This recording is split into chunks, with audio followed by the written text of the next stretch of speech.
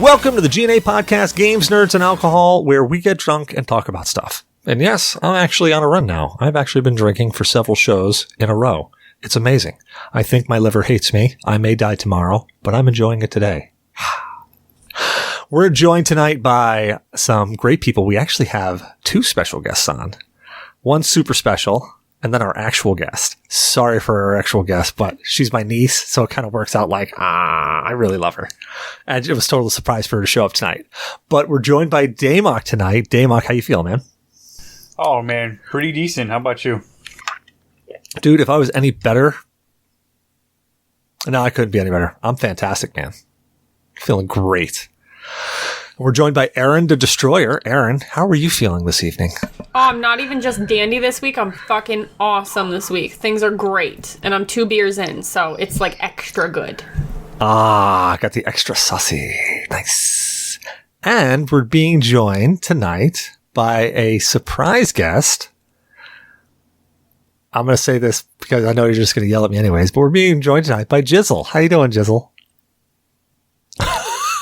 Okay, thanks. It's J Dizzle, but I guess now it's Jizzle. You know, it's just, developed since high school. It just morphs. It changes. It evolves. It changes. Hey, at least I'm not calling you kid. I could be doing that. I mean, I do miss you, and I love being called kid. I'll take it. I don't care if I'm 26 years old. I'll take that. I probably will call you kid for, I will be on my deathbed going, hey, kid, how you doing? Actually, what am I talking? I'll be talking like Decker King. I'll be like, "Hey, kid, how you doing?" You're so sweet. And we are being joined. Our actual guest for this evening is Jeremiah Ukponrefe. Did I get that right? Ukponrefe? Ukponrefe. Yeah. Ukponrefe. Yeah, but you were good. Yeah. You were close, though. Well, sorry. I told you I was a professional mangler of names, but man, how are you doing tonight? No, I'm good. I just found out that I'm the special guest, so I didn't know that. So now I'm feel really good about that. But thank you. You actually are. You are the special guest for tonight. I am the special She's guest. a surprise guest. Okay. She's a surprise guest. You're our special guest because awesome. This is the first time you've been on the show. Yeah. So, and we're excited to have you because we already went over the format of the show, so you kind of know how our drunken asses work this thing out. But it's always nice to have somebody else. And you are a published author. You are a published author of the book Hive, the Arcane Volume 1. Book 1. Yeah. So we're actually going to talk about that in a little bit. I'm really excited to talk about it. I have some questions. I have some things I want to clear up. Also, I have some questions about what may be coming. So, but we'll get into that. Yeah, for sure. First segment of the night. What is everybody drinking? So let's start there with our special guest, Jeremiah. If you are drinking, what are you drinking with us tonight, man? I'm having Red Truck Ale beer. This is just something my roommate got for me, so it's not something I chose, but it's pretty good. It's a little bitter. Have you guys had this before? Red Truck Ale? No? Okay. Yeah. I don't know if it's like... Yeah. Are you guys all in America? Or where are you guys located? Oh, okay. So this might be a Canadian thing. I don't know. But yeah, it's a little bitter. But I do enjoy it. Yeah. I think we got a couple of beers we got to go to Canada for. I say road trip. Yeah, for sure, man. You should come down. You guys like ketchup chips too? That's only in Canada too. Have you had it before? I've seen ketchup chips. I have seen ketchup chips. Okay. I know you guys have. Okay. Dizzle and Erin, you had to have seen ketchup chips. I'm 100% positive that I've seen them up there, in Saratoga. I think Hertz makes them. Or Herbs? I feel like I've seen ketchup chips at your house when I was younger. Oh, they've definitely been in my house. I 100% know they've been in my house. That's because I heard that somebody told me who's from America said they don't have them where they live in Washington. So I was like, oh, okay, I guess it's not in America. But I guess that person's just dumb. I don't know. We bought chips from North Korea, and we translated the outside of the bag, and they call them American chips. And they're not even ketchup flavored; they're barbecue and soy sauce flavored. Oh, okay. That sounds terrible. I was gonna say that doesn't sound good at all. I'm they're not sure bad. that actually came from North Korea, considering, they only have potatoes and it's a massive famine. Yeah. Touche. South Korea, sorry. What about you, Aaron? What are you drinking tonight? I have this lovely Bud Light again this week. And Oh, then so I have you were water, feeling but it's in dehydrated. a really fancy cup. No, you have water in a can too. No, just a cup. I don't drink liquid death. That's weird. What? Oh, He's fuck talking you. about Shut the Bud up. Light. Fuck you. I didn't get it. It went right over my head. What about you, Jay Dizzle? What are you drinking tonight? So I am drinking a raspberry shandy. It's an ale that I found in her fridge when I got here like an hour ago. I love it. That's what I'm drinking. What is that like? I mean, I know what a shandy's like, but what's it like? Usually, shandy is like I'm used to a shandy being like ginger ale and ale. So, like, what is it actually like? It's kind of sweet, but a little bitter. I can definitely taste the beer in it, and I'm not usually a beer drinker. I'm usually a liquor drinker. But I like the sweetness of the raspberry. I picked it because it was raspberry. Nice. What about you, Damok? What are you drinking with us tonight, man? I fucked up and had to get something cheap and quick, so Steel Reserve! Yay! It's nasty, but it's 8.1%, so it will get the job done at that point in time. But dude, seriously, Jeremiah, you're in Canada, and you're not drinking a puppers? Wait, what's a pupper? Oh. Have you ever seen Letterkenny? No, actually, I haven't. No. We're big Letterkenny fans here. Okay. Yeah. Like, huge Letterkenny. And Puppers is the beer that they have on Letterkenny. Okay. Have you guys seen Corner Gas? No. Oh, that's another Canadian show that's like pretty big. So what makes Letterkenny like appealing? Mostly because it's like growing up where I used to be in Salem, only Canadian. Okay. Have you been to Canada before? I have been. Okay, for cool. a short stay, but I didn't get too deep into Canada, so it was just kind of like a dip over the border. My brother always used to do Montreal runs and like spend a week up there. Or he'd get drunk here and end up in Montreal, and then he'd call people to come get them. So, like, that's happened too. Okay. Oh, Canada's pretty good. I've only non-legitimately crossed the border when I was in North Dakota. But yeah, there's nothing there, man. It's just a football field with a sign that says U.S. border. And you can just walk across it. It's not like going to Mexico and you're like, there's a fucking fence there. Well, I am drinking a mixed drink of Kraken rum and Coke Zero. And the reason I'm drinking Kraken rum... drinking Coke Zero. Why? I want when I die that they don't need to embalm me. They just throw me on the ground. All right. As long as that's what I you am want, shooting for and that. you don't want any good digestive gut bacteria at all whatsoever, because it just kills everything and then lubricates it. Exactly. I want to be a straight pipe, just whoop, straight down. Like, it goes in, it comes out. And not goes out like falls out. Just whoop. That's it. That's all I want.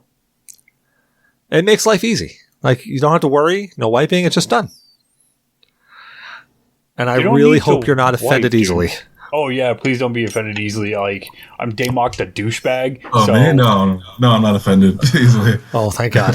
Whew. Yeah. I was going to say, we were going to lose a guest in record time. I was going to be like, wow, we might actually have to set a record for this one.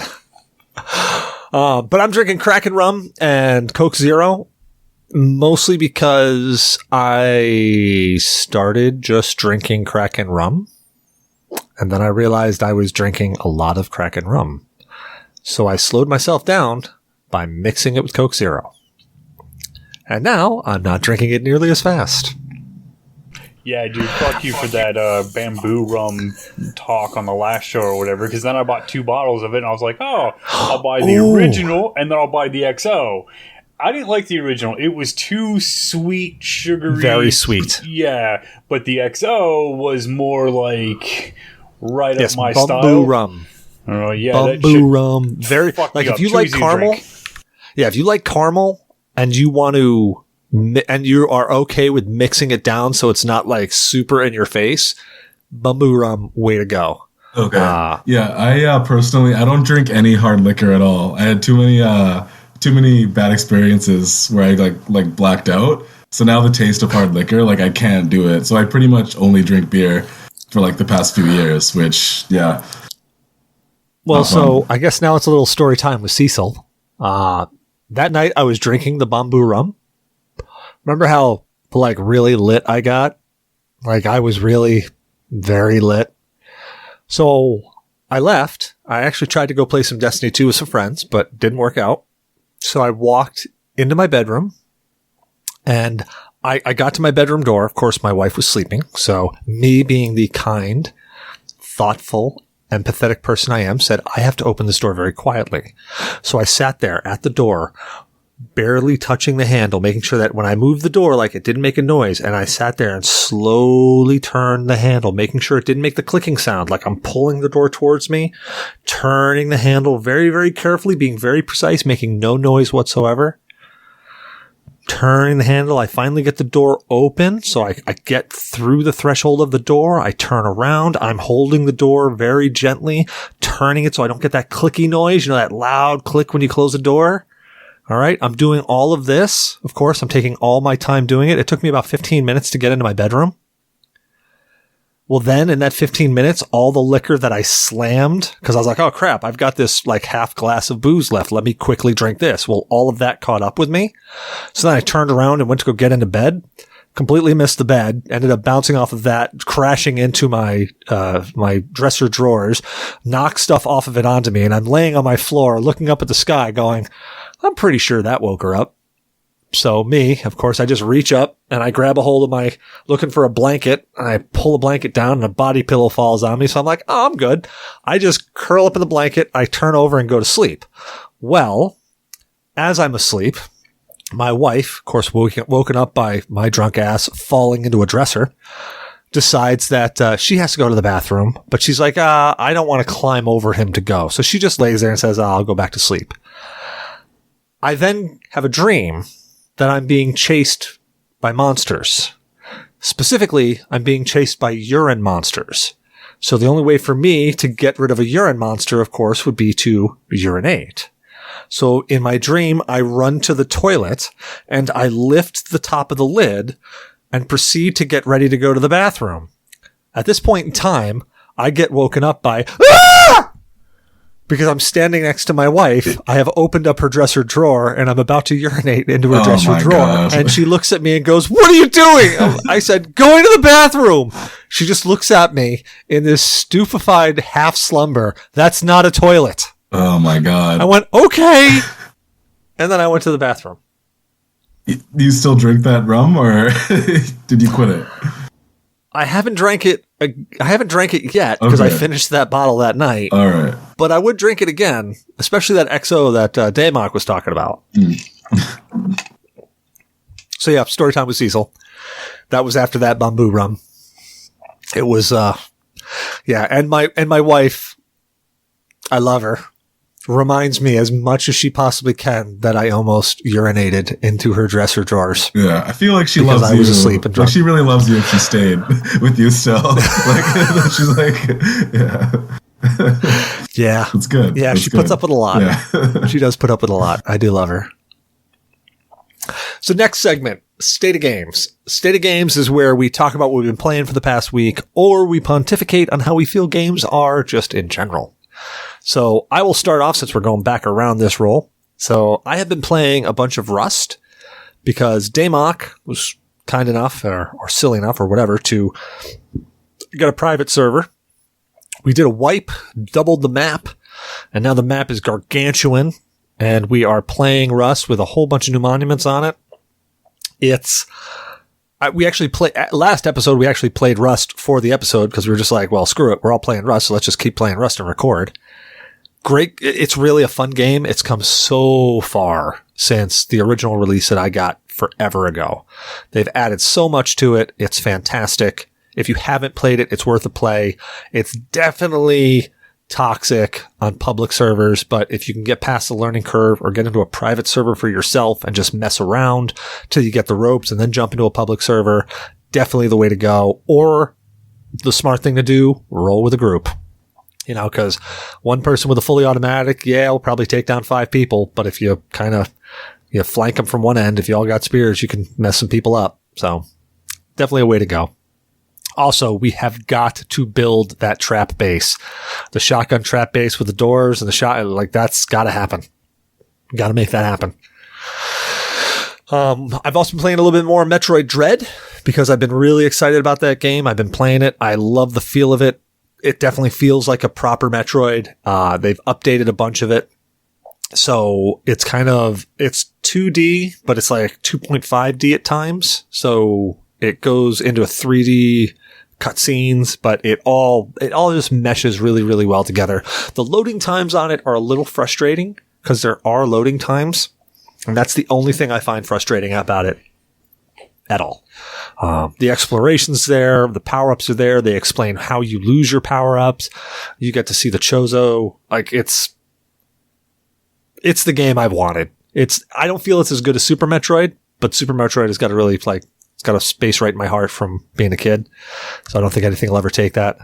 But that's pretty much what I've been playing. I've just been working so much. I just haven't had a lot of time to do anything. So that's what I've been at. What about you, Damok? What's your state of games, man? I've been completely absorbed into Rust and trying to figure out good plugins for us to use on the private server. And anybody who's in the G.N.A. Discord, I will whitelist you. It is a whitelist server, so you have to be... I have to enable you in order to join because we are playing private because you can't password protect the servers. Anybody that wants to play, come on and join. Just join the fucking Discord and I'll let you in, man. We'll have a good time. The only rule is don't be a dick, and so far... there's 7 of us playing? It's a great time. Yeah, I want to say 6 or 7 of us, yeah. There's 6 or 7 of us playing. And yeah, that new map, no. It's so big. It's like, okay, I thought it was going to be double. I'm pretty sure it's triple the size. I thought, like, from 3,000 to 6,000, that's only double, but that map is ridiculous. But yeah, Rust. It's been Rust, and more Rust. And then learning all the admin stuff for Rust. I'm actually super excited because I have been, like, literally at work. I've got a scratch pad where I've been mapping out different electrical diagrams so that I can get, like, one of the things that I just wanted to do. It sounds stupid, I know, but I've wanted the ability to have 1 or 2 switches run 1 string of lights. It's just like, you have a light switch at the bottom of your stairs and a light switch at the top, and they both turn the lights on for the stairs. I just wanted to do that. Like, just a very simple thing. And it's stupid hard to do in Rust because you don't have the wiring that you can in real life, where you can run 2 wires and make that work. So I've been trying to figure out how to do it in Rust. And I think I've got a couple of ideas. I want to try them out. So I'm really excited about messing around with the electrical and really making that work. Because if I can do some really funky stuff with the electrical, I think it'll be pretty cool. Because then I'll just, like, if I go to a public server, I'll just get a sign that says, Cecil the electrician, call me for a quote or something like that, and have just a telephone in there with a number on the outside, and people will just call me up and be like, hey, I want this. I'll be like, all right, I'm going to be by. Don't shoot me. You know that you can actually do that, right? Because you can build cell phones in the games, and then you can use a cell phone and or the pay phones and call people. Yeah. Oh, yeah. Yeah, I know. Because we were at the train yard the one time, and I grabbed the number for the satellite station, and I actually called the satellite station. It's pretty boss. It's awesome. Yeah, Rust, fun game.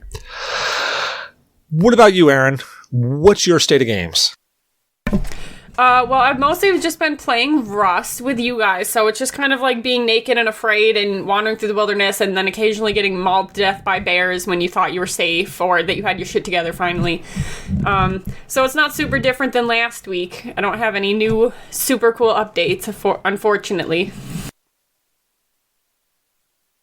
That's all right. Rust seems to be just, like, taking our souls.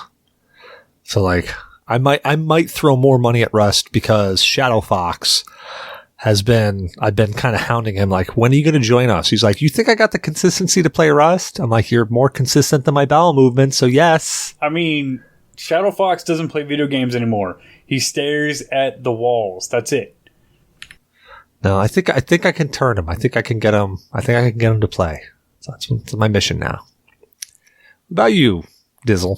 Do you have a state of games? You've been playing anything? Even mobile games count, or tabletop games like Clue, whatever.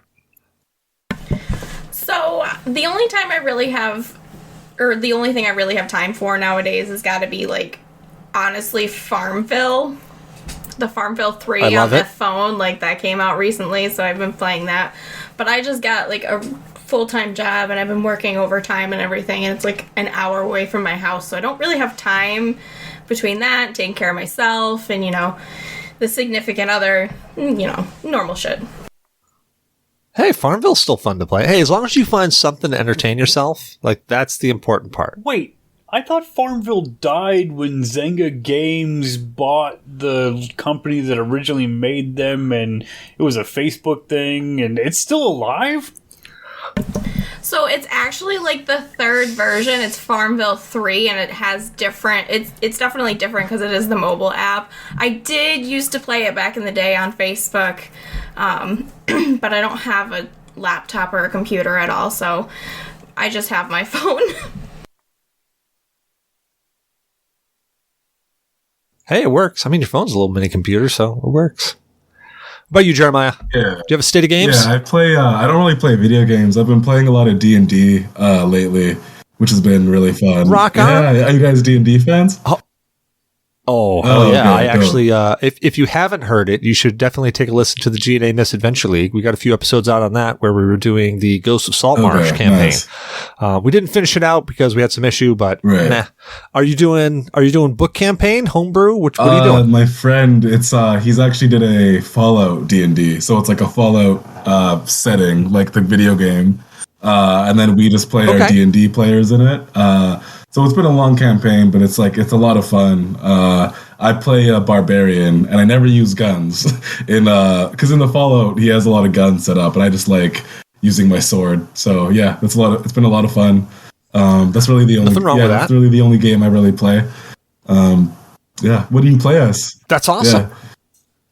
So fun fact for me, I'm typically the DM. Okay. I don't actually get to play the player, so I play everything. Okay. I play the big bad. I play everything under the sun. I say Damok, though, he's a player. What do you play, man? I play a Crusader type paladin because I go like ultra fucking crazy. God is right. Fanatic. Yes, a complete fanatic. Or I play an absolutely insane warlock and just Eldritch Blast the shit out of everything. Right. See, I actually didn't really like playing with a paladin one time because he was very like too good. Like there were some people who I could have killed, and he was like, "Let's not do it," and I was like, "Let's do it." And I turned out to be right. We should have killed the guy because he betrayed us. So for a while, I didn't like paladins, but now I'm like, okay.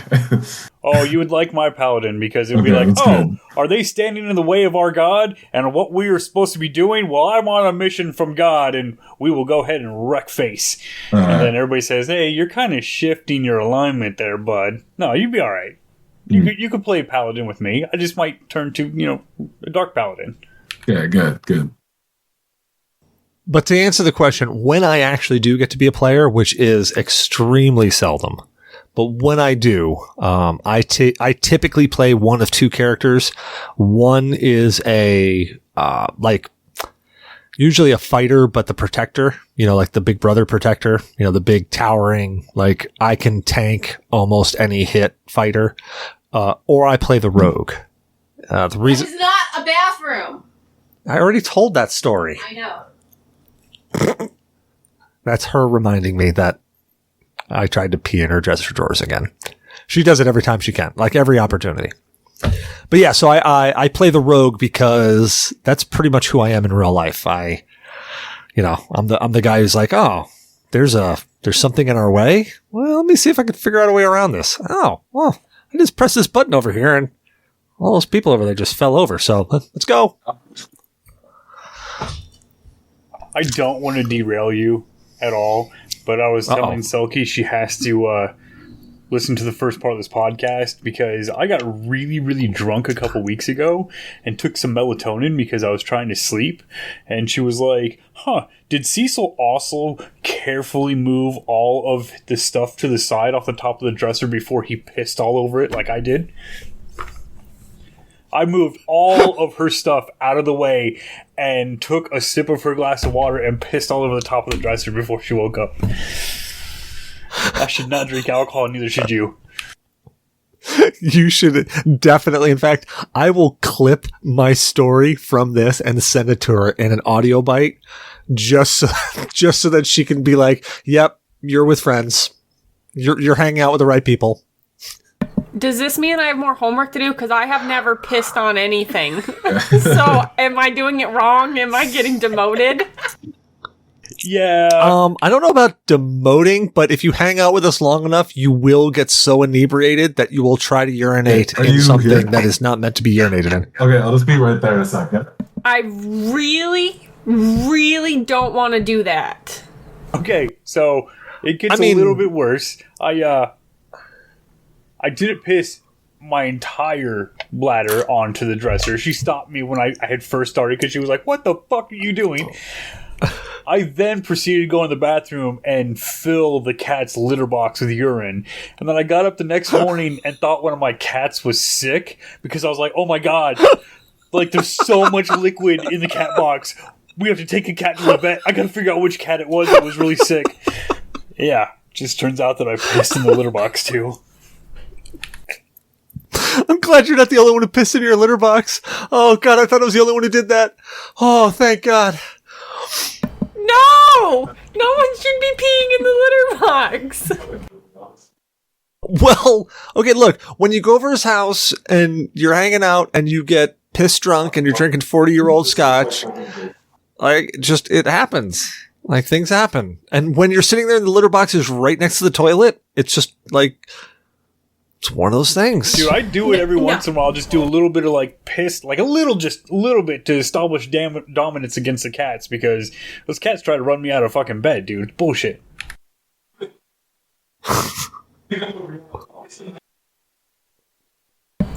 What do you got, Jada? He's gonna say something? I was just gonna say it's probably because you guys have dicks and it's just easier for you to pee on things. Yeah, that's probably really true. I mean, I've done a lot of weird shit. I'm going to say we because I'm pretty sure everybody has been a fucking lumberjack. Every male has been a lumberjack in their life. At least once. What the fuck does that mean? Yeah. It means you take a shit and then, after you get done, you stand up and you piss the log in half. You cut it with your piss string. Sorry, I just had to grab that the door. That is a thing. So, sorry about that. Yeah. It's all good. It's all good. We were talking about scissoring a shit in two with piss. Oh wow! I guess I missed the fun stuff. you picked the perfect time to run away. All right, so our special guest. You are a published author. I think a bunch of us actually picked up your book. Okay. I haven't finished it yet. You got it. Actually, Nice. right there. Nice. Look at that. The man's got it in friggin' physical form. Oh, thank you. So yeah, like as soon as I saw that you were a published author, I was like, "Oh, yeah. I gotta get this." Well, I hate to break it to you, but it's self-published, so that's yeah. Okay. Well, hey, it still counts. It still counts. So, I mean, I'm assuming this was your first book. First book. Okay, all right, that's cool. I mean, hey, it's still first book. Hey, so my big question, I was going to wait till the end to ask, but are you working on book 2? Is there more coming? Yes, I am working on book 2. The thing is, since you're reading it, the way that book 2 is set up, it's kind of a secret. So I don't really, But I don't want to delve too much into what book 2 is because the end of book 1 gives a hint of it, That's fine. Don't give it away. I just want to make sure that it is coming because, I mean, like, as a first book, as a self-published book, it's a little rough around the edges, and that's okay. There's some. Okay, I want to start off with I like where it's going. I like the ideas that you're setting forward. I like the world building that you're starting. Yeah, I really like that.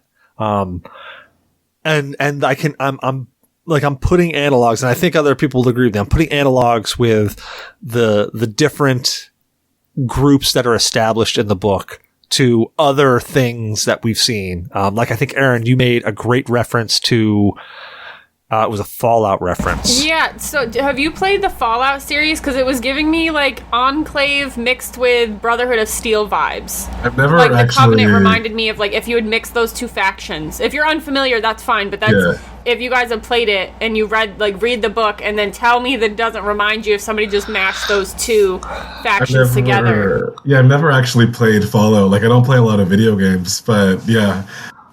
thank you, I guess. Yeah, that sounds like a good thing. So cool. Yeah. Well, I mean, they're like the Brotherhood of Steel and Fallout are kind of like the overzealous paladins.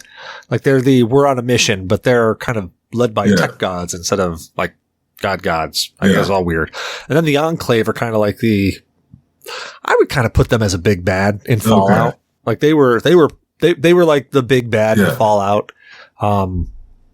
Did some shady stuff, but it was like definitely, I agree with Erin. There was definitely that feel to it. And it gave a very interesting, kind of start to the book where you start off and you're kind of deep diving right into that. Yeah, I'm glad, because it's funny now, because even for me, like looking back at the first one, it's like, there's things I would have changed, or like things that I don't like, because like I'm a better writer now than like back then.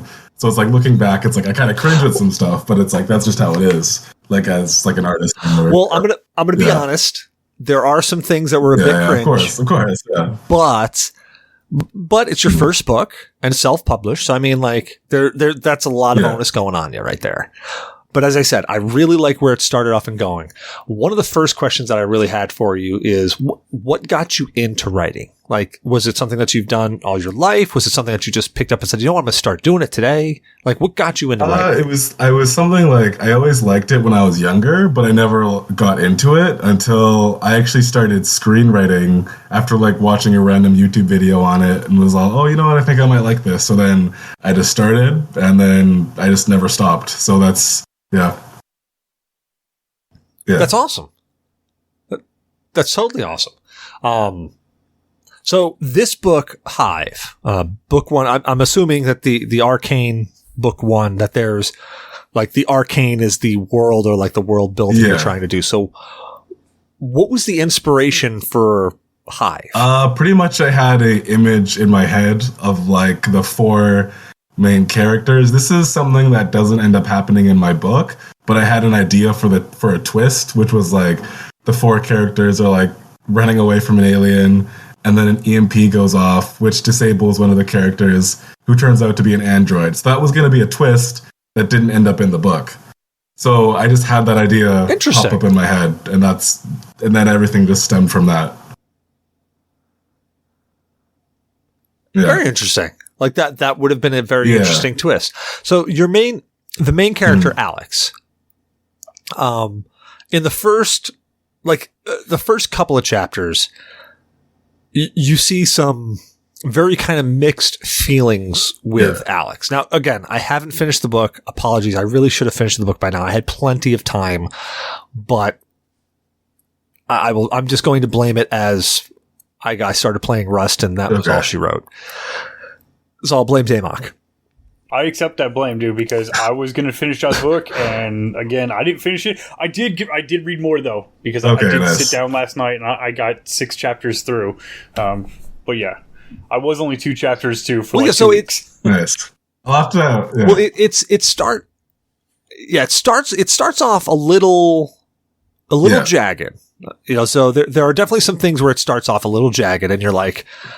And you're trying to like catch up, and it's like for me personally, I know that I read the first 2 chapters and I was kind of confused on what was going on. But I'm like, all right, let me continue, let me keep going with this. And as it started going on, the characters built a little bit more. And it started get like, I think I'm chapter, I want to say 9. Chapter 9 or 10. I honestly don't remember where I left off. I fell asleep last night reading it and had to run to work because I forgot to set my alarm because I was reading it. So that was my fault. But the character building, it definitely, like the character building starts in it, and it's obvious that it builds kind of, it's a slow burn over the book. But I guess, what's your approach to character building when you're writing? Like, everybody's got a different approach that they like to. Like, some people like to be overly detailed. Some people like to be minimalist and really like grow it over a whole book. Like, what's your approach? Well, of course, there's like an arc that I have in mind for everybody. So then I do both like the there's two types of writing styles, which is like gardener and architect, which gardener is like you discover as you write, and then architect is like you plan everything out. So mine is both. Like, I'll have major beats of where I want the characters to develop, but also as I'm writing, some things feel natural and then they naturally come out, or I'll plan something out and then it doesn't feel natural to the character. So it's a mix of both of those things, of planning things out and as I'm writing, that's how I develop my characters. Yeah. Okay. All right. That's cool. And I understand both those concepts of the architect and the gardener.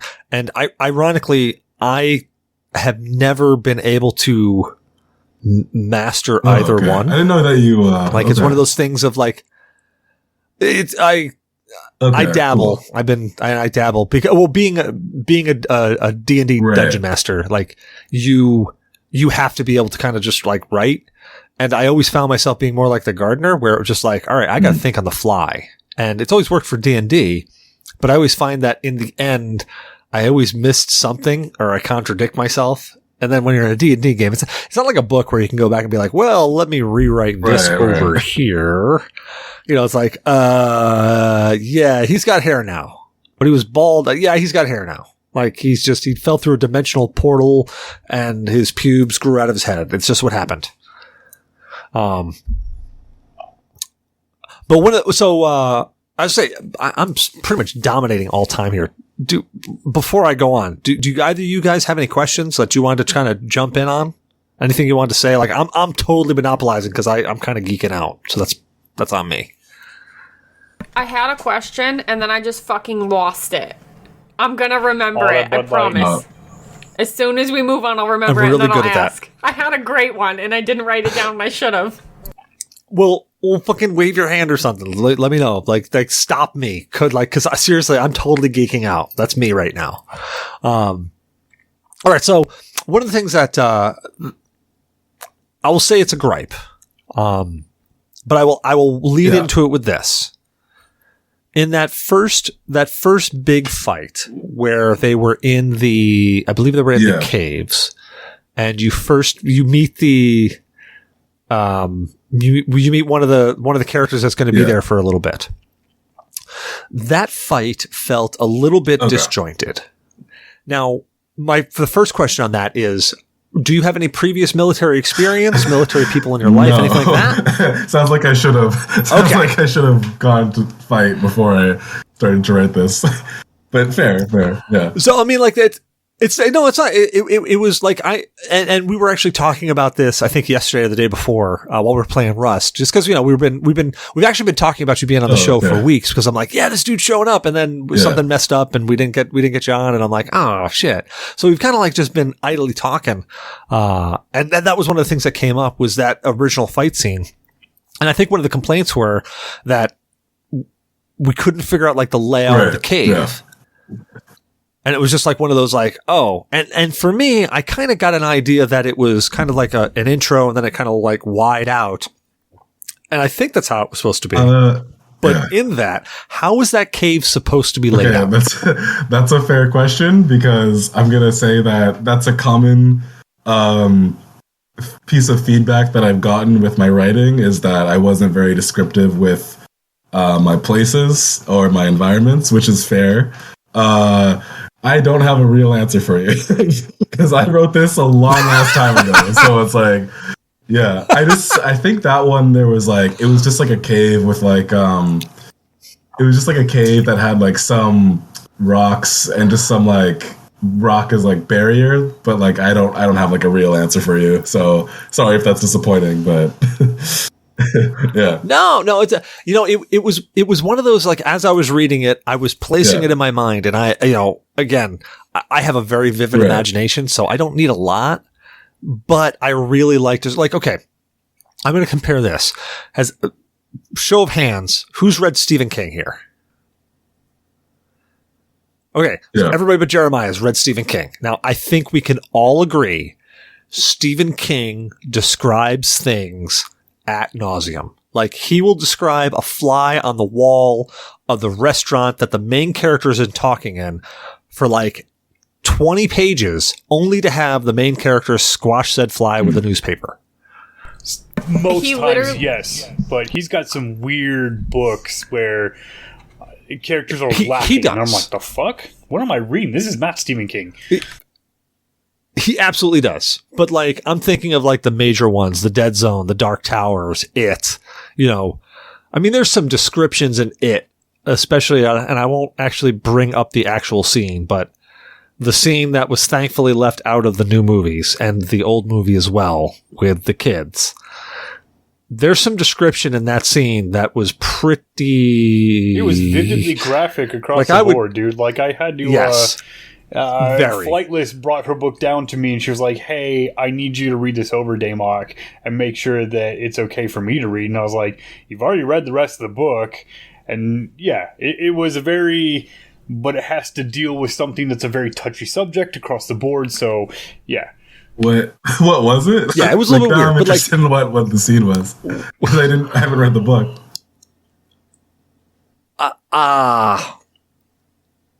It was basically a child orgy. Whoa. Okay. Yeah, it was very descriptive. And I mean, I've read a lot of books in my life where there've been some questionable stuff. I mean, hell, look, okay. I had a whole episode where I read Penthouse forum letters in the Deckard Cain voice. I've read some questionable like content. Okay. This literally was one of those, I don't know about this. So in the like I got done. So in the cave there was a child orgy going on. That's what was going on. If you want some description, just well, so there you go. Put that in your mind. I will not finish the book now if you actually say that. No, like but like there's over description, which I think is just as bad as under describing. Like I think you can go too much in both ways. And that's why I bring up Stephen King, because he, like, there has been several times where he has spent way too much time over describing something. So, like, because I was telling her that there are two books immediately from Stephen King that come to mind where he describes what's happening from the perspective of an animal for, like, multiple pages just for that animal to die, and then you never come back to it at all. And both times, it made me sad as fuck. Like, it's not like the animal was a main character or anything, but I was like, by the end of the description, I was totally invested in this animal's life just for it to be cut short, like, so fast. And I was like, well, fuck, that sucked. Right? So, when did you actually write this book? Because you said it's been a really long time. Yeah, so I think, if I think about it, I think I must have finished in like late, I think like beginning of 2020. That's maybe when I finished. So like a year and a bit now that I finished. Okay. Or no, almost like 2 years, yeah. Something like that. So like so as a writer, like I've progressed a lot, and of course I can look back and be like, oof, on certain things, but that's just what it is. No, you're good. Yeah. I'm prior military, so when I was reading it, the cave scene did throw me off, and then it jumped from a city to an abandoned type road into a cave back to an abandoned type road, and I got confused there. But I really like the direction the story is headed. But yeah, that's the part that kind of lost me at first. So I read the first 2 chapters, and then I set it down for a little bit, and then we've been talking about it all week. So I was like, oh shit, I really got to read more of this damn book. So I picked it up again. I read a couple more chapters. I was like, all right, I really like the direction the book is headed. I got a little lost in descriptions, but hopefully when we finish this one up, I'll be looking forward to the second one. Nice. Well, so that brings in the next question that I had is you've written this one. You've obviously, I mean, just talking to you, you've obviously learned some of the, and I won't call them mistakes. We'll call them, you've learned some opportunities from this one. So can you give me some of the, and you call the feedback, can you give me some of the opportunities that you see that you've learned from this book that you're using to write your next book? Definitely descriptions, like environment descriptions is one. I've really delved deeper into building up side characters because in Hive, there's not a lot of depth with the side characters, and that's something I've been working on for the second one. The second one is a lot bigger than the first, and it's like I've really been working on scope and like world building a lot more.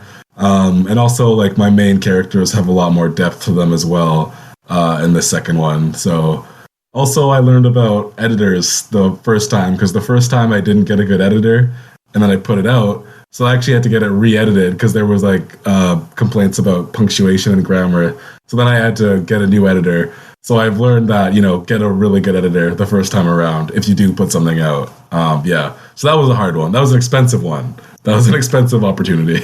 So, yeah. I could imagine, yeah. Did you remember your question yet, Erin? No, my brain's fucking dead. It's gone. I don't know what happened. I did. Okay. That's what happened. Well, I did have. Well, one of my things was about the cave, because as I was reading it, my brain was trying to like map out like, because they crossed that like plank or platform or whatever it was. Yeah. And then they went into the cave, so my brain was trying to, like, picture where everybody was. Like, in a movie, like, when they do, it felt like in a movie when they do those jump cuts. Yeah. So you're not sure where all the characters are in relation to each other. Like, that was what I was having an issue with. Like, I know we're all in the cave, but figuring out who was where, like, I had an issue with it. That was one of my bigger things. Okay. Oh, no, I do remember. Okay, I got it. I'm sorry. I got it.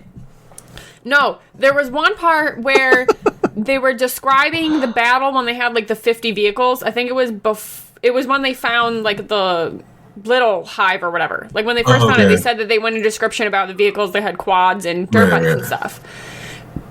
And then they were attacked, and it said that Alex shot somebody in one of the mecha suits. Okay. But before that, they were describing that other Covenant people were in mecha suits. So, like, that confused me as to whether that was supposed to be, like, friendly fire or, like, I didn't know if maybe I misread something, but I was confused. I think maybe at that point, it's, like, the way that the Hive works is, like, it can, like, touch people and then it takes over that body. So I think that might have been the point where, like, the Hive had touched some of those people and then they were taken over. That might have been it. I don't remember exactly. I'd have to go over it again. Because, again, like, it was a long time that I wrote this. So that might have been it. Yeah. So that was one of my. We talked about it on when we were all playing Rust the other day. I brought it up, and I was like, maybe the Hive can, because I'm only into the 6th chapter, so I don't know a whole lot about the Hive yet. But I was like, well, maybe the Hive can like take over people's bodies or something, and maybe that's what it was, but I had no idea. So I was very confused, and I started to speculate on whether or not it was supposed to be like a friendly fire situation, like they got confused. Yeah, so I was like, why is Alex shooting his own people in the arm? I was so confused, but that makes way more sense. It probably goes into further detail later on, but I only got to chapter 6, so I wasn't sure. Yeah, there's it goes further into detail later on, like how it gets taken over, and I won't go into too many spoilers, but yeah, that was another part that I should have read better. Yeah, and we haven't talked since, so I've read more, and I didn't even get a chance to say about that. But, so, and thanks that would for reading it. Yeah. But that would have definitely been, that definitely would have been great. Like somehow incorporate that in the beginning, talking about like, and it would have slowed things down. Like the one thing that I do like. I'll give this. The one thing I do like is that you went right into, like, you jumped right into the action. Like, things just happened right away. Like, there wasn't chapters of, and I mean, it's a positive and a negative, I guess, because if you had spent some chapters kind of world building a little bit before jumping into the action, maybe that confusion wouldn't have happened. But I like that it was like you jump, bop, bop, bop, bop, bop, straight into action. one of the things that came up actually when I was talking to a friend of mine because I was just cooking Alfredo over his house today about this book. And one of the things that came up was how people do dialogue in a book. There's been several techniques, and my curiosity is, what technique do you use to create dialogue in your book? Like there's been, what I mean by several techniques, like some people actually will give people a scene and say, hey, you two talk this out.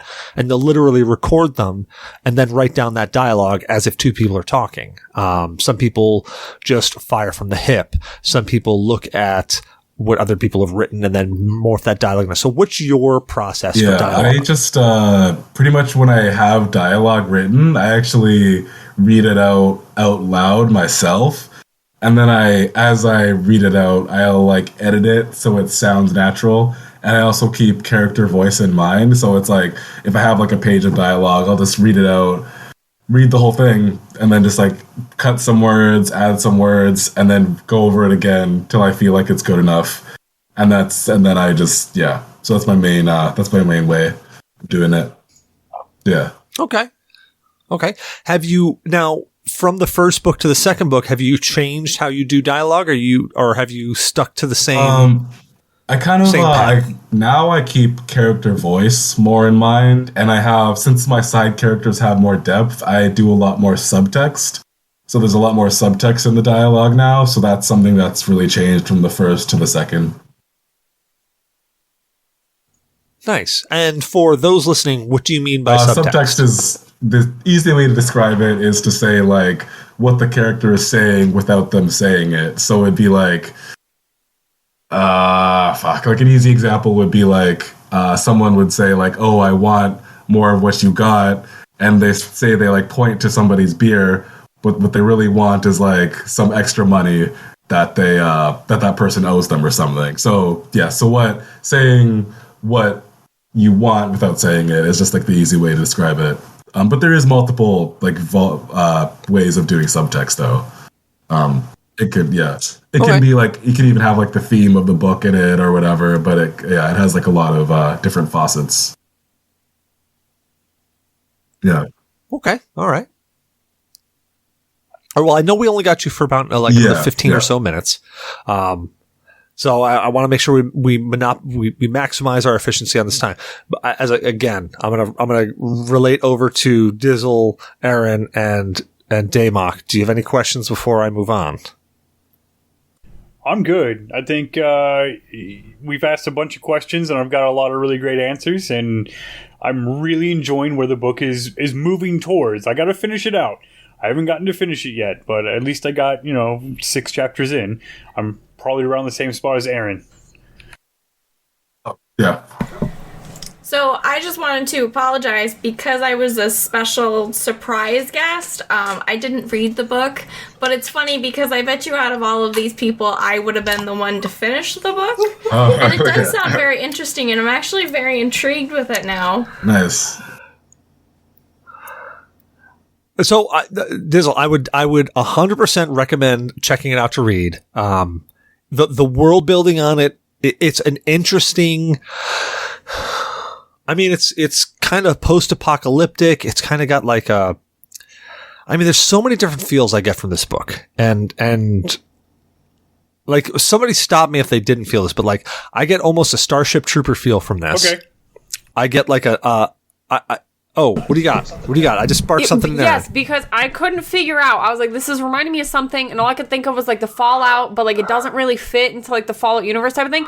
It's Starship Troopers is exactly what it feels like to me. That is exactly it. I mean, I'm getting touches of it. I want to say exact, but it definitely has touches of that Starship Troopers feel. It's not on the nose with Starship Troopers, but there's another fucking, The Expanse. It has a touch of The Expanse when they get on those planets and they start the machines.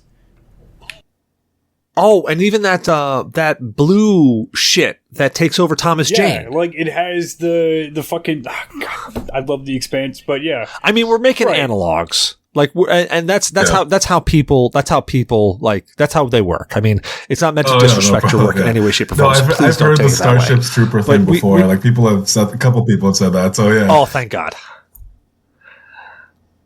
So going. Okay. How about this? This is a question actually that just came up off the top of my head, not off of my list. If somebody were to pick up this book and start reading it now, like Jay Dizzle's probably about to, what advice would you give them, or what advice, warnings? What would you tell them picking up this book so that they can enjoy it to the max? Yeah, I would say, forget about the cave. Forget about the cave. Just get past the cave. No, I would say that this book and the series is a slow burn, but it'll be worth it in the big picture. Once you get to the second and the third, you'll really like it. I'm very excited for the second one to come out because it's probably going to surprise you guys if you guys check it out of what it's going to be. But yeah, so ignore the cave, just enjoy the slow burn. That's what I would say. Okay, yeah, I'll totally forget about the cave. Okay.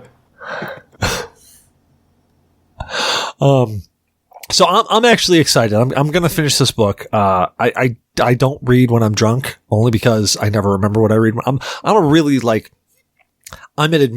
a poor reader. It's really weird because if something's on a video game and it flashes up on the screen for like 2 seconds, I'll remember it for the rest of my life. But if I pick up a book and I start reading, it takes me forever to figure it out and read it. So I'm actually interested because I have continued reading this book, and usually a book has got to grip me in some way, shape, or form.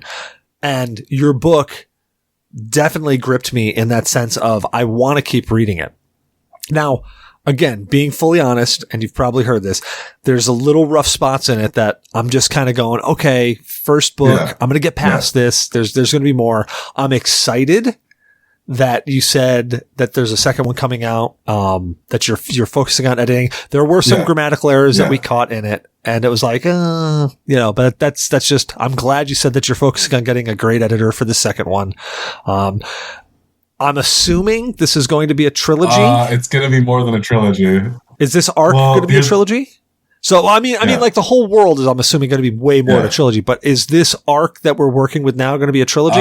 No, this is actually, with Hive, it's actually, you'll see that this is a self-contained thing, but it's part of something bigger. That's what I'll say. Yeah. Okay. I like that. Cryptic. I like it. Not giving it away. That's even better because I hate spoilers. You can ask Damok. I hate spoilers. I spoil everything for him on purpose. Okay. Yep. And that's why I pee in all of his drinks. What's the biggest thing you spoiled? Dumbledore dies. Oh, okay. That's a cruel one because I was like big. That shocked me when it happened. So I don't even know what the big thing that I've actually spoiled for him is. I know the big thing that spoiled for everybody, and that was hilarious, was Dumbledore dies. But yeah.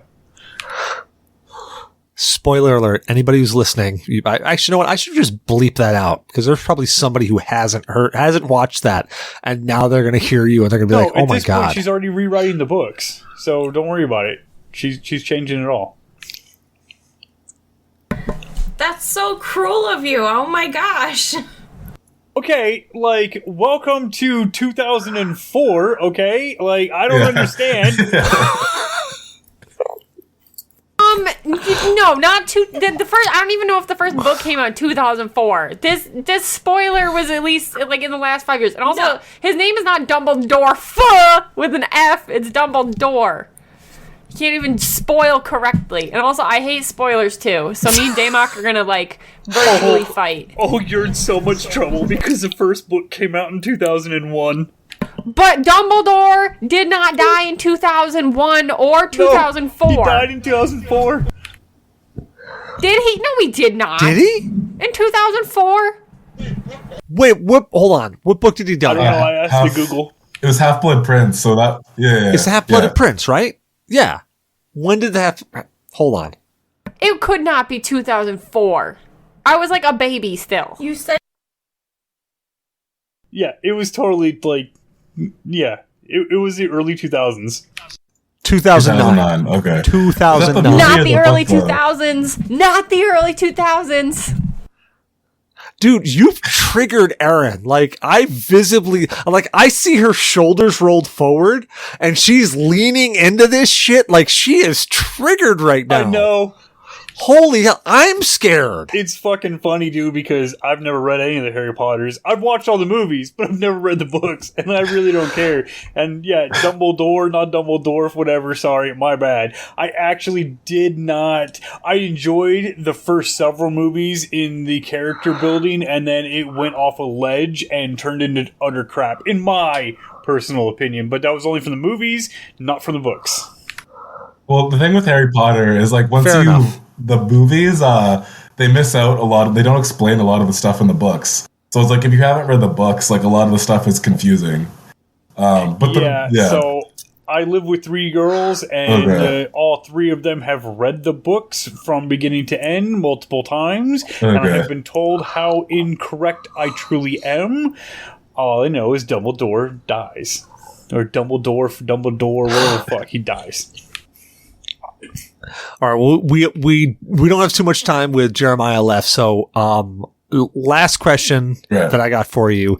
Everybody has got a guilty pleasure, whether it's reading, video games, D&D. What's your guilty pleasure? Porn? Like, I don't know. It's, I love it. yeah, That's the best one. Yeah, That's the one I'm probably trying the to best get one. rid of too. So, yeah, that's probably, honestly, because like other hardest stuff one to I'm not quit. really that guilty of. Like, I'm not guilty of drugs or food or anything like that. So, yeah, that's my main one. What about you? What about you guys? What's yours? Damok, what's your guilty pleasure? I pretty much know what your guilty pleasure is. I like to pretend that I'm a 28-year-old male in IRC chat rooms and absolutely harass a bunch of kids in the IRC for Kids channel. That's bullshit. I am just saying some shit right now for fun. Because I'm not sure IRC is a thing anymore. No, it is. It is. Actually, we use it. It's a thing. So the actually a military thing. still uses IRC with its own IRC channels, but I don't know if It's all there. the public sector, Discord is basically the new IRC, but yeah. Pretty much. It pretty much is. What do you got? What the fuck does IRC even mean? I don't even know what you're talking about anymore. Internet Relay Client. Look, just you youngins, you gotta just stay off my lawn. Back in the day, if you wanted to get into a chat room, like an actual chat room, it was IRC, and the most popular, I think, was MIRC. And the military, it's weird because I've always known it as MIRC because M is the actual company. But yeah, they call it Merc in the Army, and I was like, the fuck is Merc? Oh my god, it's just MIRC. So, to answer your question, my guilty pleasure is actually cooking. I love to cook. And I love to eat, and I love all forms of cooking, whether it be baking. I mean, there's like, well, baking and cooking can really be classified as 2 separate things. I prefer cooking. I can bake. I do love cooking though. Like, that's kind of like my guilty pleasure, and I will feed anybody who walks into my house more food than they could possibly That eat. is true. That is very true. But if I was being serious, my guilty pleasure is whatever my ADHD at the time says it is, from painting to keyboards to more painting to figurines to collecting shit to reading shit to guns to laptops to fucking garbage, man. Like Keyboards? I said keyboards like 3 times. Like I spent $500 I know, on this but it fucking deserves a keyboard. 4th Like, mention. Jesus. Like, I got ADHD, that's my guilty pleasure. Whatever ADHD says I do, it's what I do. What about you, Erin? What's your guilty pleasure? I think mine is probably, I do it like once a year. I smoke a cigar. Like, I share it with friends. Like, we pass it around or whatever. Ooh. And it's, like, I don't like to smoke weed. I'll only eat edibles. So, like, it's the only time that I smoke. And I pick, like, one special day that changes. It's usually Halloween, because that's when, like, my guy friends come over or whatever, and they're the only ones that'll smoke with me. But I think that's probably the only, like, one that I would actually feel guilty about, just because it's, like, a tobacco thing. I love how Dizzles just looked at you like, what? Like, really? Yeah, Dizzle was just like, yo, you want to go blaze in the backyard? The fuck, man? Why are we fucking waiting? Your guy friends are the only ones that will smoke with you? Are you serious?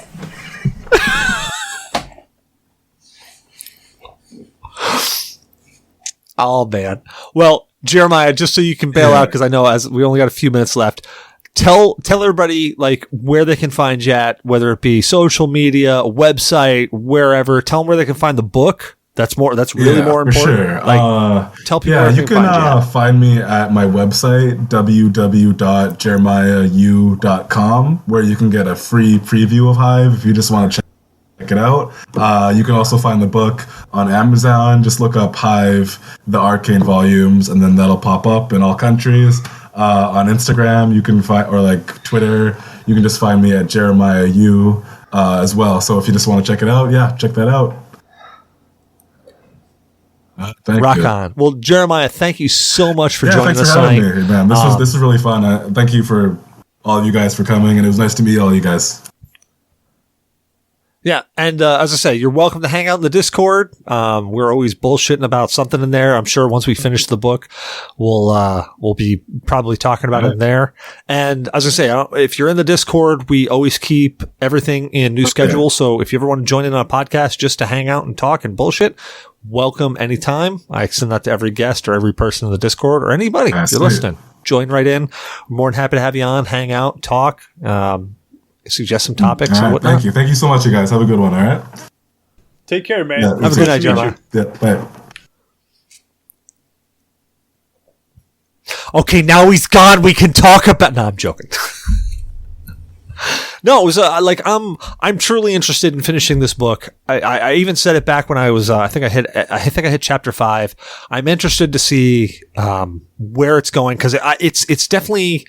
Like, I can see the direction he's going with, and I'm interested in it. I'm vested enough that I want to finish this book, and I'm just a slow reader, which is a pain in the ass. So, because I have to read things like I probably read the first 2 chapters at least twice, because I got to read it and absorb it and make sure I understand as much as I possibly can out of it. So I do something similar. I have to reread entire paragraphs a couple times over before I can move forward, because I have to comprehend what is going forward. But that's a problem with my reading comprehension, where I have to understand it, or it pisses me off and I get very frustrated. So I read the first 2 chapters and they were rough for me personally. But it looks like he has made adjustments moving forward, and he understands he needs a better editor, that somebody will go through and maybe push him in the right direction a couple different ways. But yeah. I mean, overall, after I got past the first 2 chapters and read a bit more into it, I'm definitely a lot more invested in where the story finishes out. I am worried that I'm going to stall at this point and just play Rust. yeah. So what I've actually started to do is, after I go to, as I go lay down, I'll sit there and I'll read. And if I, oftentimes, I sleep so jaggedly, so I'll sleep for 10, 15 minutes. I'll wake up, go take a leak, come back. So what I'm doing now is, as I wake up, instead of me just staring at the ceiling for 2 hours, I've just been picking it up and reading it, and going back and rereading a chapter that I remember, because as I'm reading it, I'll fall asleep and I'll drop my phone on my chest and I won't remember where I was. So I'll just back out to the last chapter I started at and just read it over again, which that's been working out so well. So that's been working out so far. I don't know how well it's been working out. We'll figure it out when I get to the end of the book. But I'm definitely interested to see where it's going. I'm happy to hear that he is working on a second book. Because sometimes every now and then you'll find a book and you'll be like, oh, this is great. And then the author just fell off the face of the planet and have no interest in writing again. Or art. Like, you'll find an artist that you're like, oh man, this art's great. And then you just find out, oh, they just stopped doing art. Like, so they just stopped altogether. So we promised Flightless when she turned 18, we would pay for her first tattoo. And she has to get something in a decent area. And we've talked about it. Nothing on the neck, nothing on the face, nothing on the hands. Something that she could easily cover up and it not be a massive, I'm not paying $600 for a tattoo right off the board. And she tell me it's on her touch hole. What? Tell me it's on her touch hole. No. Oh, fuck. No, dude. Like, ew. But I know that would be the best place because you can cover it up every single time.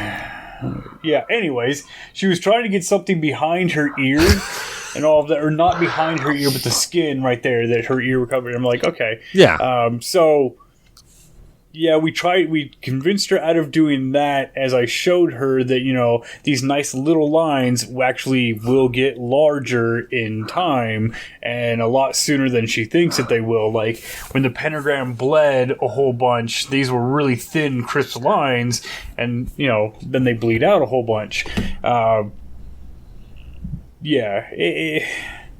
Anyways, back to the story. Dude, Steel Reserve is kicking my ass. Holy fuck. It hits hard. It hits like a freight train, like man. Shit.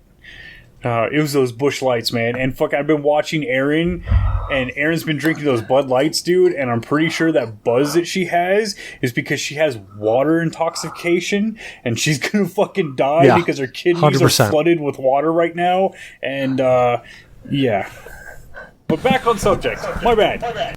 I'm not going to give Erin No, hold on. Erin has something to say. No, Erin's just got water intoxication. She does. The reason I said that, you're talking about artists, Hold on. I'll help you out, Erin. There we go. We just muted him. Go ahead. Yeah. Nobody can hear him. I appreciate his concern for my kidneys, but they're fine, thank you. I'm on beer number 4 because I started before the podcast started because Jay Dizzle was here, so we celebrated her arriving at my home. That's the way to start. It's the way to do it. But the kidneys are fine. Thank you very much, sir. With your Busch Lights. Those are also water. Oh, agreed. They absolutely are, but they were $4 instead of $9 for the bullshit fucking cans. I know, trust me. I only had What the fuck? We went to the Fred Nat Stadium. Fucking $4 for a Busch can? Tell me that was like a 32-ounce Busch can. It was a little fucking can. Just a little can. Dude, I can get a whole 12-pack for $4. But the thing is we went to the Fredericksburg National Stadium for that Nerf Mania for the kids, and they had their concession stand open for it. I paid $4.50 for a teeny tiny fucking hot dog, and then it was $9 for the first fucking beer that wasn't even a true tall boy. It was like half a tall boy. It was like, oh god. Dude, I would have just smuggled in a 30 rack in my anus so I could drink it there. Yeah, you know, I was trying to just... And I've done worse. Dude, I've done a lot worse than that, but... Anyways, talking about losing an artist. We were talking about the tattoos, and I got fucking sidetracked because I'm getting drunk, and Flightless was going to get a tattoo, all of that, and she had this artist that she really, really fucking liked, and she did really amazing tattoos, and then one day she said, I'm done. She doesn't do art. She deleted her Instagram. She's not in any tattoo parlor anymore. Just fucking gone. She won't respond on her new Instagram that doesn't have any art or anything. We're like, well, that sucks because she had this really cool fucking idea and she had some really cool art and she just decided, I'm done fucking tattooing. I'm done with art. And that sucks. So the cool part is, like, has Flightless checked out Fiverr? Dude, I've been pushing her on Fiverr. Fiverr, Jesus. I hope she poops okay. Well, I mean, if you need fiber in your diet, you can get more fiber. That's fine. That's none of my business or concern.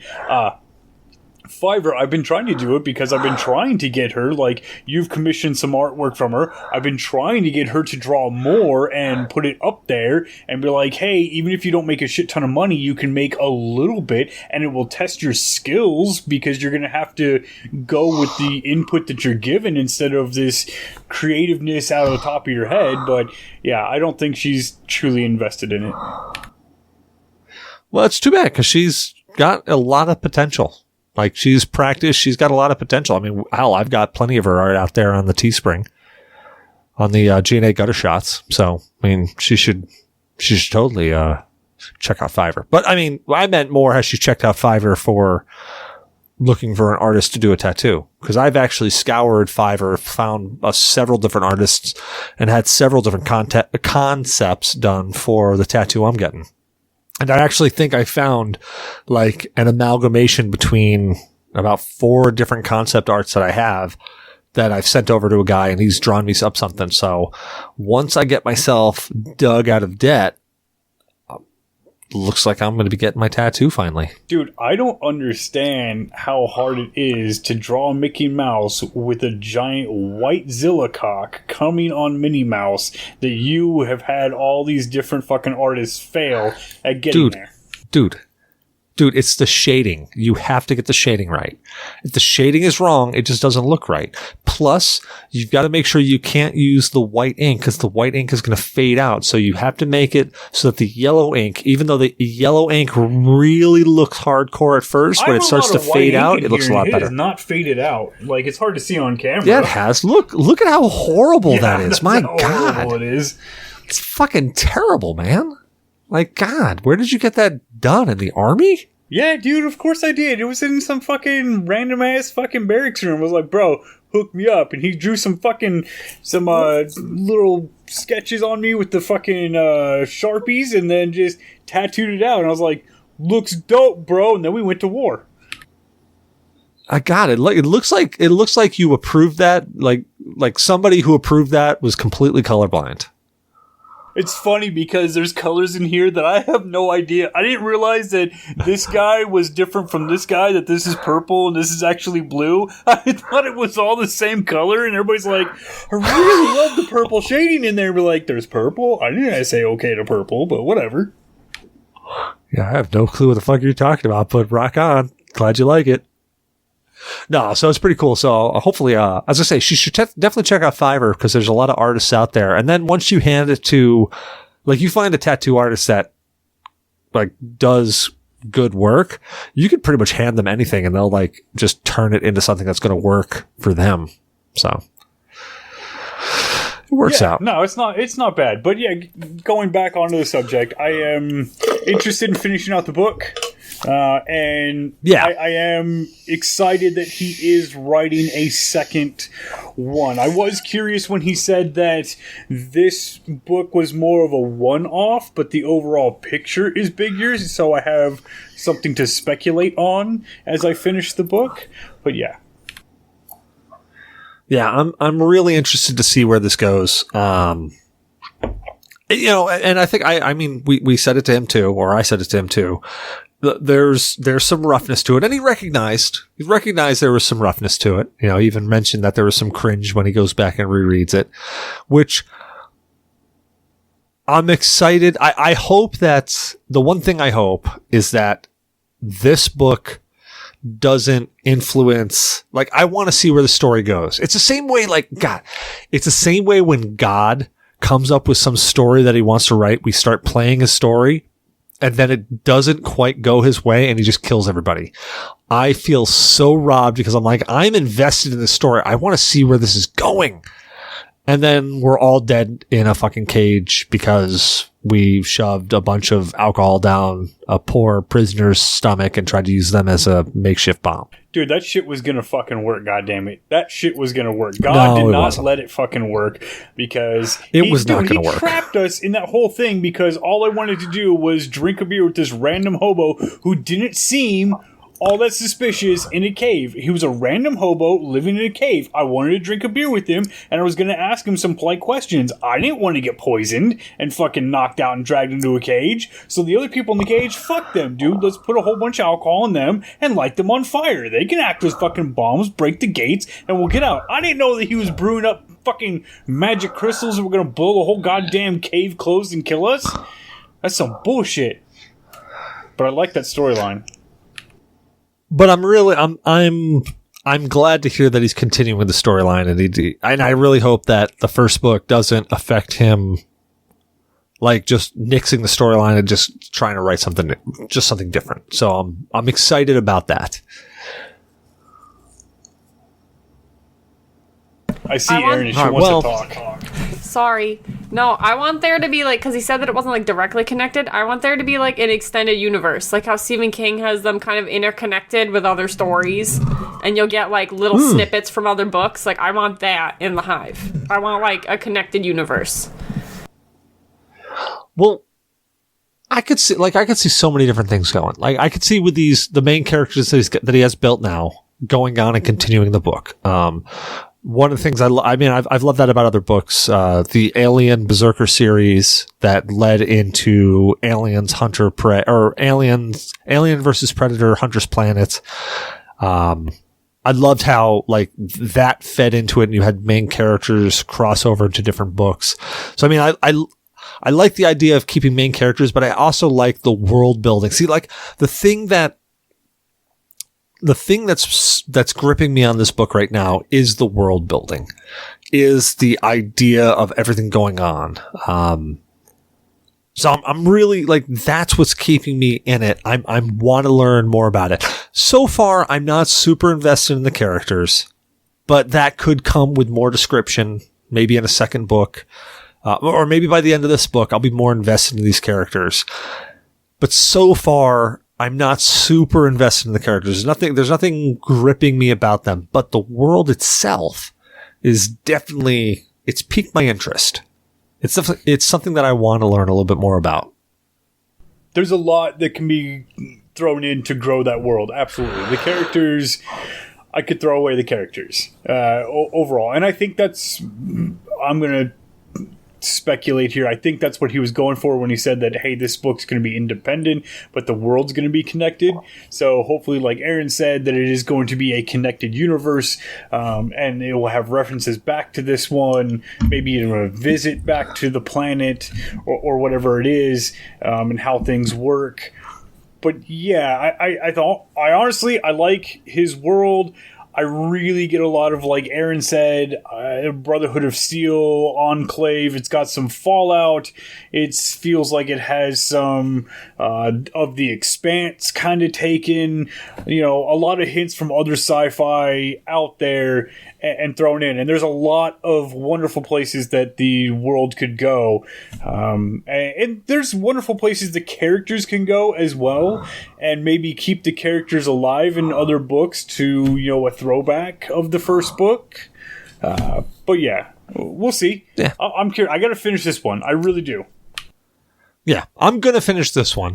And when his second one comes out, hopefully we can ping him. I'm going to actually reach out to him after this and just say, hey, look, you know, keep us informed. Let us know when the next one's coming out, because, you know, we'll pimp the shit out of that here. I'm interested in, I'm depending on how this one ends is really going to be depending on how interested I'll be in the second one. But it sounds like this one ends at kind of a cliffhanger, which I know is going to leave me going, all right, what the hell happens? Come on, tell me what happens. So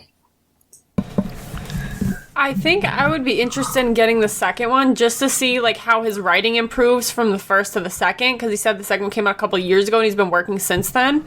So like even if like just to see like the differences in like how his writing style's changed, I would totally be interested in seeing just how different that is from the first one.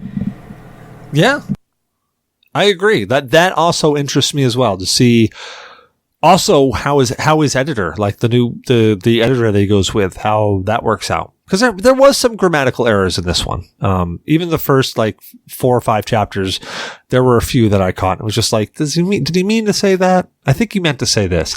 And I actually, because as I said, I read things multiple times, just because I like to make sure I cognitively catch it. And oftentimes the first time I go through something, just like every other human being in the world, my brain will fill in what's supposed to be there in my, like, I'll go through and read and my brain will fill it all in. But then when I go through a second time, I'm like, is that what he meant to say? And I've done that with other books too. So not just his. So like we're picking on this book, but there's been plenty of books where I found grammatical errors. I get so, like, invested in it that when I find grammatical errors in books sometimes, I've done it in a Stephen King book, like, once or twice, I've actually taken a screenshot of the page where I think I found the error, and I'll send it to somebody else and have them read it and be like, is this what this is supposed to say? To see if I actually found something or not. And I don't know if that's really weird, but like every time I found one, I'm like, oh, I got you, bitch. Like, I don't know why, because I love his writing, and I could not write a book of that caliber, but like when I find a mistake, like I latch onto it. Like, I have to see like if that's what it was supposed to be, or if like I really found something that was wrong, and it's terrible. Haha, you're human. I have found the chink in your armor.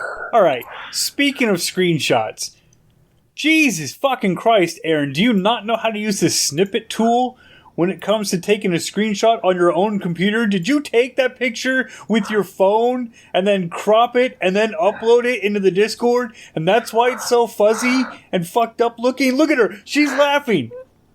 The answer is yes. Yeah, I'm going to teach you how to use a fucking snipping tool. Jesus Christ. High quality snippets from your high quality computer. Jesus. I don't know what that means. I didn't even crop it. I just took a picture with my cell phone. I just zoomed in really bad. Of course you did. I don't know what a snippet tool is. I don't know what that means. It's basically how to take a screenshot from your computer that it takes just a literal digital shot from your computer. So it's not a phone a lens taking it. It's just a raw feed. I didn't know that was a thing that existed. I'm not even gonna lie to you. I didn't know that was real. We're the Control Alt Print Screen. Like, we're supposed to know this stuff. You are. You actually are supposed to know this stuff. Well, it's literally written in the bylines. I didn't even have a computer until last year. Like a computer, like with a tower and everything. It's 'cause we're so broke. We're just young and broke. We were dumb. We went to college. Snippet tool's a rich people thing. I've just decided that. That's not based in fact at all. But I'm going to claim it right now. Let's just back this up for a second. Can you take a screenshot on your phone? Yes. Yeah, I know how to do that. I didn't know that was a thing that existed on a computer. Where do you think your phone came from? It had to start somewhere. This that I got for you, and then I found another one just like it on sale. I love that I got two birds from you on that one. Oh, I saw both neurons fire at once as I said that, and I was like, oh shit, he's right. He's out of line, but he's right. I didn't know you could screenshot things with your computer. I didn't know this was real. And also, I didn't have a computer. There are multiple ways to do it. Not just one. Yep. Are you for real? Your keyboard has a button that's called Print Screen. You see that? No, I don't see that. PRTSC. So my keyboard has a button that says PS because it's abbreviated highly because I have a 70% keyboard. So if you were to hit print screen and then you were to open up Paint and you were to hit the command Control and V, it will paste from the clipboard that it is saved on, and you will get an exact fucking copy of your screen. And if you have multiple monitors, it will copy all of those monitors onto one thing.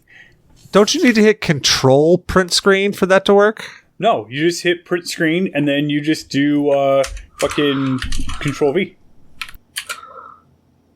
Well, I've always done Control Print Screen. You can do Control Print Screen. I think Control Print Screen, you can control which monitor you want the print screen from. Control Print Screen gets you whatever application you are currently have active. That's what that does. Yeah. Yeah, so, but then there's also, if you were to hit the Windows key or the start icon or whatever you have on your fucking keyboard that indicates it's window, and you type in SNIP, you're going to find Snipping Tool. And Snipping Tool can be used in a variety of different flavors. You can capture the entire screen, you can capture all your screens, or you can do just your little drag and drop perfect cutout so that you only show what you want to show instead of showing that, hey, you're on OnlyFans and, you know, you just wanted to show the subscription thing, but instead you showed all your pictures instead. Okay, so how are we supposed to know that it would take a screenshot when it literally says print screen? Like, print. I figured it was like a print button. Like, that's not unreasonable. I mean, I'll let you field this one. Your screen. I don't understand. With a printer, like an actual physical printer, like wait, hold on. Do you have a printer? Hold on, now let's back this up. Do you have a printer? Well, I mean, I do at work. I've always like had a work computer, so like we've had to print out paperwork and stuff. Like, that's where my mind Control went. P. Like, oh, cool, I can print the screen.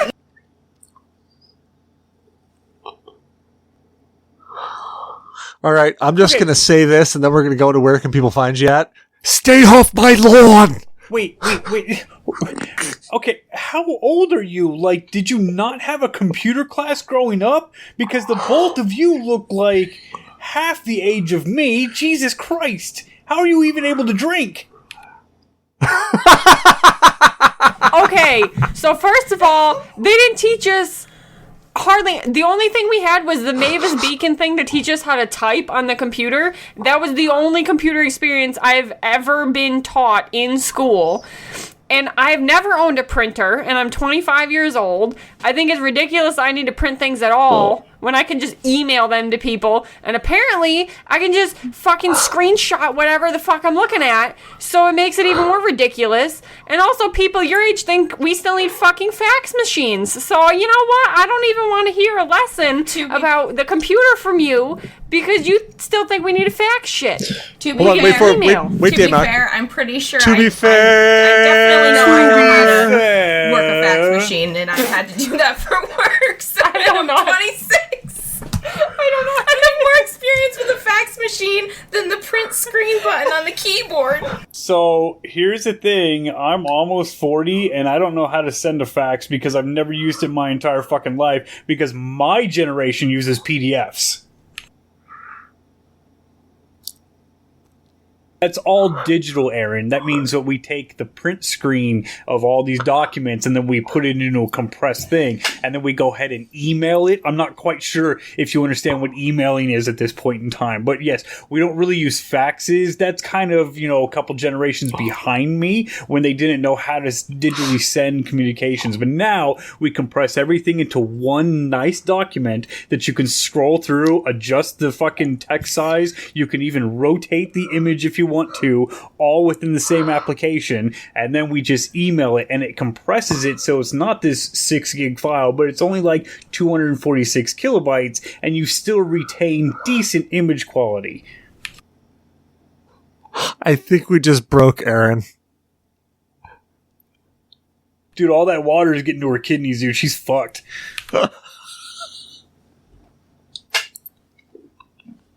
Oh god, I'm fucking crying. Oh, Jesus Christ. No, every time I have to send information to my doctor's office, they're like, well, can you fax it?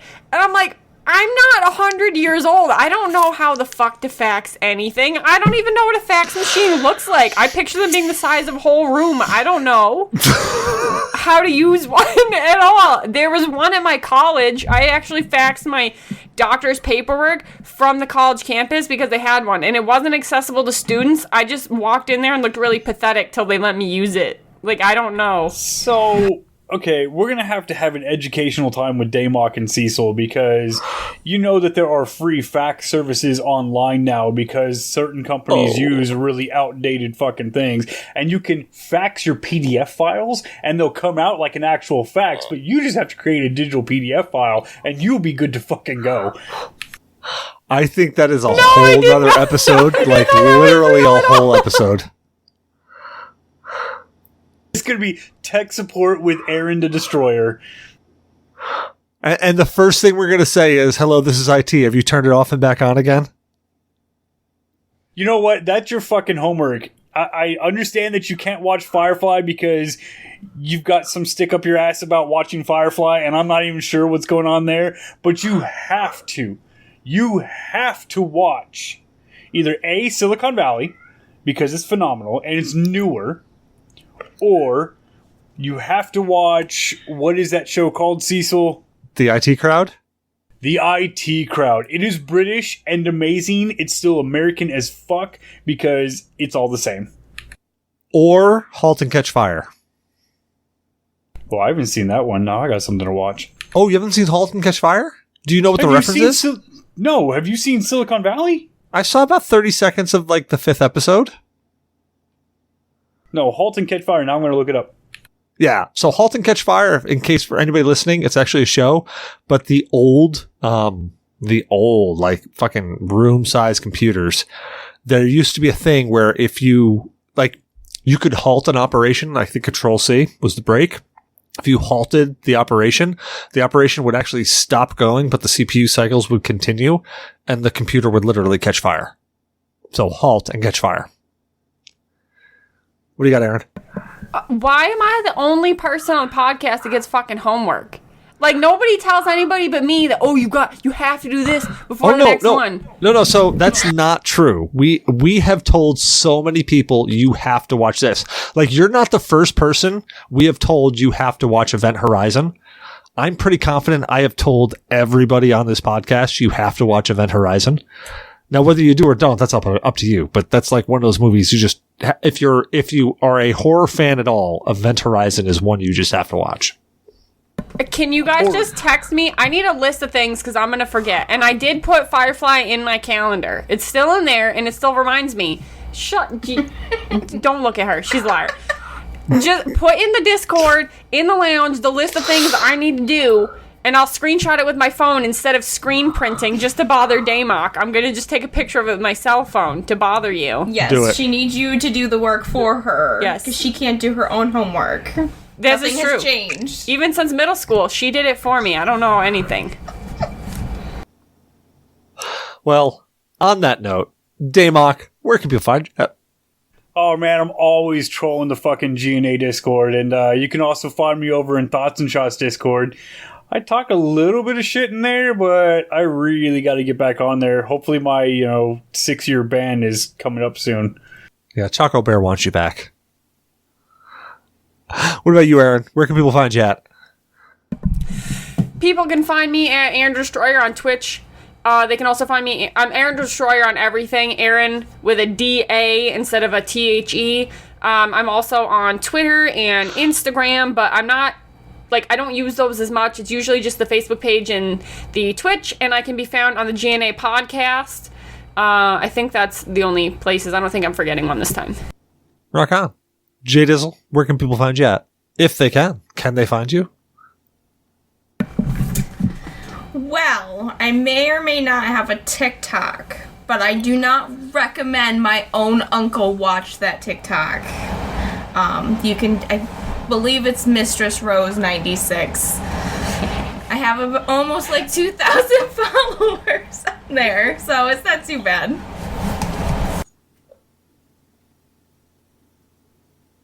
You said Mistress Rose 96 or 26? It's 96. All right, Damok, I need you to recon for me. How bad is it? No, I stand corrected. I had to look it up because I haven't really been on it because I got a very professional job recently. But it's Miss Queen Rose 96. All right, Damok, you're drunk enough. You'll have to tell me after the podcast. How bad is it? I mean, those are some pretty fucking interesting moves to those songs, but yeah, we're good. And I'm Cecil Xavier, your host. You can find me on Cecil vs. Games on Twitter, Cecil Xavier everywhere else. Ustream, Twitch, Jesus Christ, Discord, Grindr, Tinder, Hinge. What's that other one where people jump up and down without pants on? But they're there too. I mean, wherever you want to find me, I'm there too. I'm in Discords. I'm in Thoughts and Shots. I'm in Battle Slaws. I am in Grindhouse. I am in Slangels. I'm all over the place. If I'm not someplace, let me know. I'll go and troll there too, because I'll just pop in every now and then and be like, hey, and then run away. We hope you enjoyed the show. Don't forget to rate, review, and subscribe on your favorite podcast app. Reviews help people find the show, so if you enjoy listening to us, let other people know. You can find us on Podcast Addict, Player FM, Spreaker, MyTuner, Your Listen, iHeartRadio, Spotify, Google Play Podcasts, iTunes. We're everywhere. If we're not someplace, let us know. We'll upload there too. It's I'm a whore. I'll go everywhere. That's just how I am. We have a partnership with Humble Bundle. Humble Bundle is a game purchasing service with a little bit of a twist. It allows you to purchase games, but you also can donate to charity simultaneously.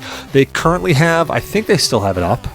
Actually, you know what? I think it ends today, which is... We're not going to publish till Tuesday, but they had a support the Ukraine bundle up, which was like $40.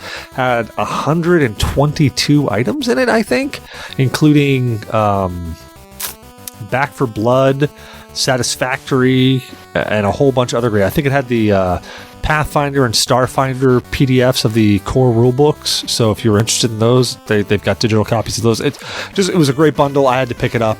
But if you do decide to go over there and check them out, make sure to put !partner equals G.N.A podcast at the end. That lets them know we sent you. If you get a little slider that allows you to donate money to us, we recommend you put that slider all the way down to zero, give some to the publisher, to the charity, to maybe throw a couple bucks to Humble Bundle.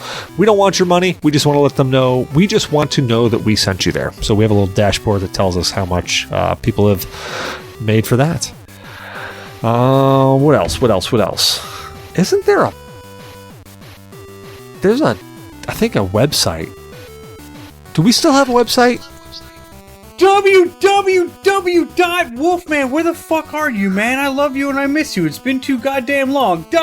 .com! Or is it JeremiahU.com? Because you should absolutely check that out, but I'm pretty sure we're talking about... Is it G.N.A in your DNA podcast 1497? I don't even know, but it could be GNApodcast.com. But seriously, Wolfman, where the fuck are you, man? I miss you. Come back. Yeah, man. We need you to come back. Start bullshitting. I think he's actually in the middle of moving because he's trying to get to Florida and he's been having some shit luck. So I do not judge him on that. No, dude, I'm just trying to show the love, man. I love you, Wolfman. Rock on.